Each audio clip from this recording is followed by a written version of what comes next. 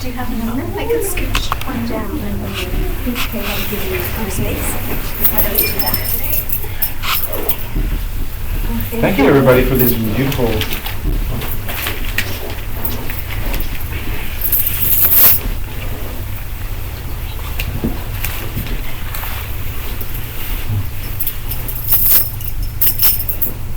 And thank you, Joyce, for the recordings and doing what you're doing with recordings. Apparently, they sound great on SoundCloud. They sound really clear.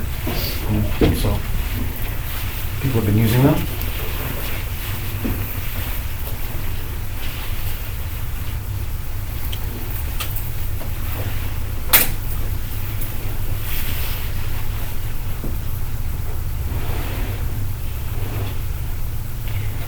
Does anybody here not know about the Insight Timer app that we've been using? Sylvia? So maybe someone can catch Sylvia up to speed on that. I can. Okay. It's a fun thing where you know, one of the best things about this app is that you get a gold star. You don't know it yet? You get these gold stars. If you meditate 10 days in a row, you get a star. And then if you choose to ask someone to be your friend or friend people, like people can see your profile and they can see like, oh yeah, you know, Sylvia's hot, she's on a roll, she's got 2 stars, which means she's meditated 20 days in a row. And if you miss one day, they disappear. It's not like, you know, you could have 100 stars and then you miss one day. Really? Yeah. They go away. They go away. Yeah. You know what? I don't even know if that's true. It might not be true. You do Maybe wants I'm- to try. Yeah. I'm not risking my stars. What's that? I'm not risking my stars. Yeah. And it's cool because the thing is you can, and it doesn't have to be an hour. You know, it doesn't have to be 15 minutes. It can be like, it can be a simple contemplation about your reality. You know, maybe a whole day's gone by and you're like, oh man, I'm about to go to sleep and I didn't meditate and I'm not going to get my star. And then you can just sit there in your bed or wherever you happen to be and look around the room for like 3 minutes. You get your timer out, you set the timer. Okay, I'm going to do like a 3-minute contemplation on how it is that this room is appearing to me. You know? Which is a very profound way to affect your mind. Like, you may sit in your bedroom and look around your bedroom or any part of your house and believe that you made that with money. Or you may believe that you were somehow in control of having that room. And that, but if you think about it, and this is what you'll see in meditation, if you think about it, and maybe we'll do meditation on this one day, we're not even in control of the next thought that we have.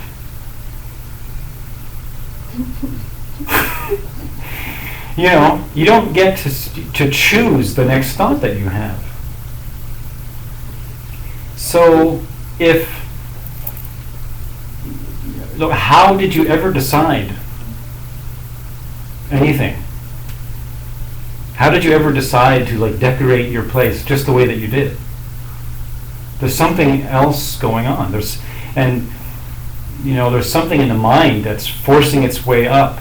It's forcing its way into your horizon, which you have a thought like, oh, you know what? I'm gonna buy something to sit on made of logs. And that's what I'm going to do. That's what I want to do. And where did that come from exactly? You know? Like can we find the moment when there was no concept of this beautiful piece of woodwork that you would install in your home, till suddenly there's a thought that says, oh, I'm going to install this piece of woodwork in my home. Where did it come from? It didn't come from like the me that I think I am. like somehow forced this image in my mind of this thing to come out. You know, something in your mind allowed you to have the opportunity to potentially experience some beauty. And that's the way it came through. And then, you know, you follow it until, okay, there it is, it's in my house now.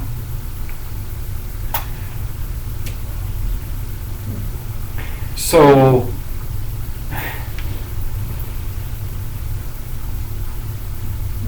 what does that mean exactly? Like, how much can we actually surrender our idea that we believe that we're actually in control in the moment? Like, and if we're not in control, then what are some of the things that we can do that will like light up our mind to make it a more pleasant experience? You know? Because here's the thing that's weird about the whole thing, about not being in control, especially about not being in control. You don't get to choose to live or not to live. Maybe you think you do, but you don't.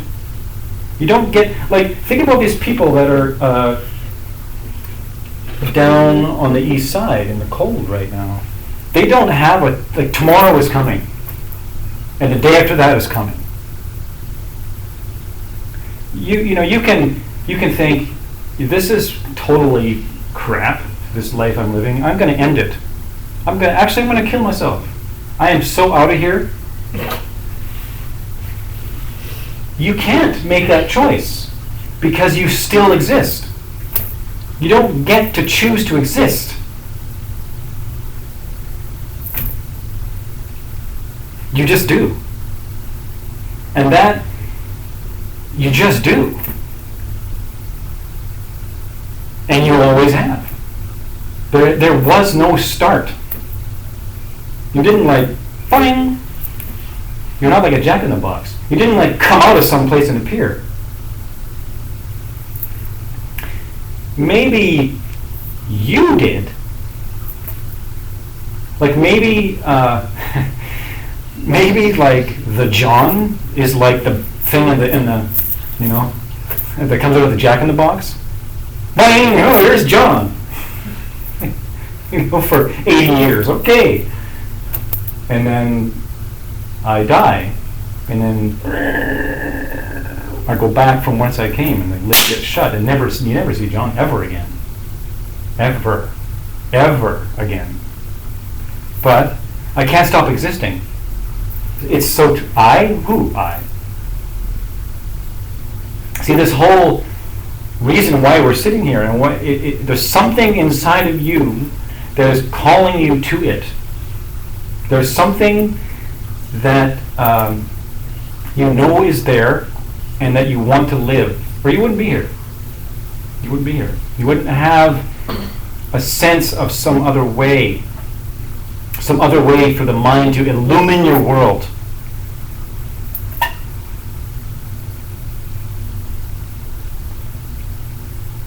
Because we've talked a lot about the central channel and about, you know, that being like this joy channel, and at the deepest nexus of the heart, at the very center, further down, is like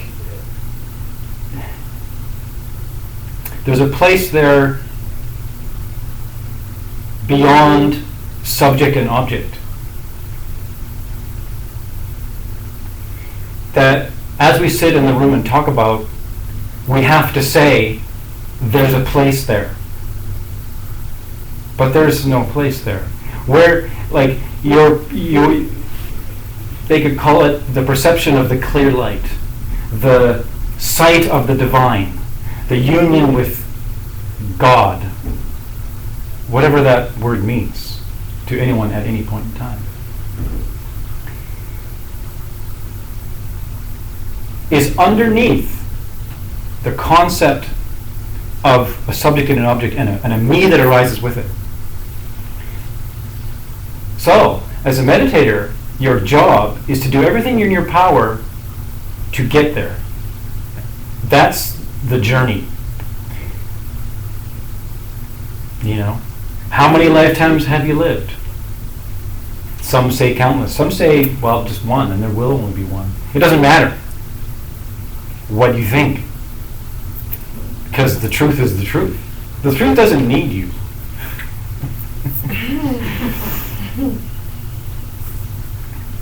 To believe in it. So, like, I've been seeing a lot of things lately that have making me think about the way that, you know, we think. The other day, it was late, and I was at the Safeway. It was probably about 10:30 at night, and I went in there, and on the way in there, I walked by a person who was lying on the sidewalk at the entrance, covered in a blanket, and they were in a fetal position with a blanket over them. And I walked in, I just looked and saw, went, okay, it's like freezing out. This is brutal. This weather is brutal. And so I walk in there, and I'm in my mind the whole time, I'm like, what is going on here?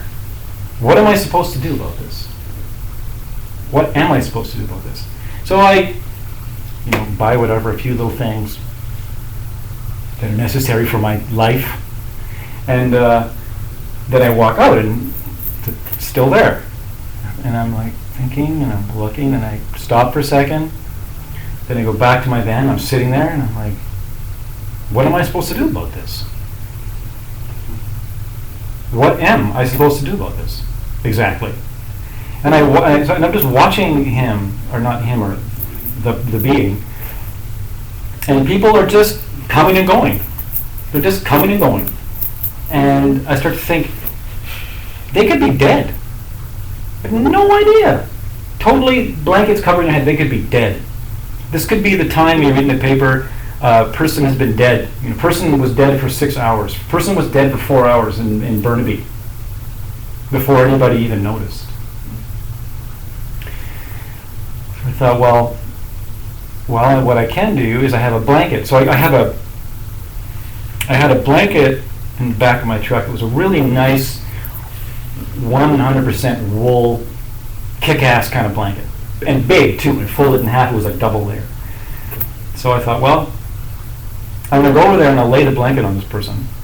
And I'll at least find out if they're alive or not. So, you know, and I walk over, and I just stand there and I just drape this blanket over, and half afraid to find a dead person.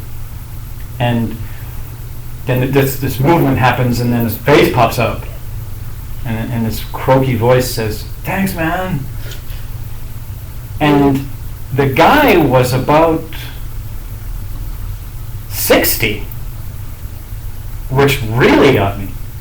I mean, they weren't 30, they weren't 25, and you know, that really got me. So then I was like reeling from that and went back, and I thought, what do I do? Do I take him home now?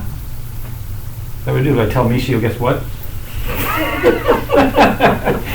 You know, I don't know, but so, and I've been thinking about that, like the idea that it's someone else's job. You know, like, and what makes it someone else's job? What the things that we see in the world? What makes it someone else's job? This morning, you know, I'm up at 6 a.m. to meditate. So I get up, and I'm doing my little frou-frou things. I got my teas happening, and I'm getting my little cushion set up, and I'm, you know, lighting the candle, and then I hear this up and on the street. Thinking, oh, someone's stuck. You know? Oh, but it's 6 a.m. You know, it's not my job at 6 a.m. to go help somebody. So I go and I peek out, and I see lights, and they're stuck in the middle of the street.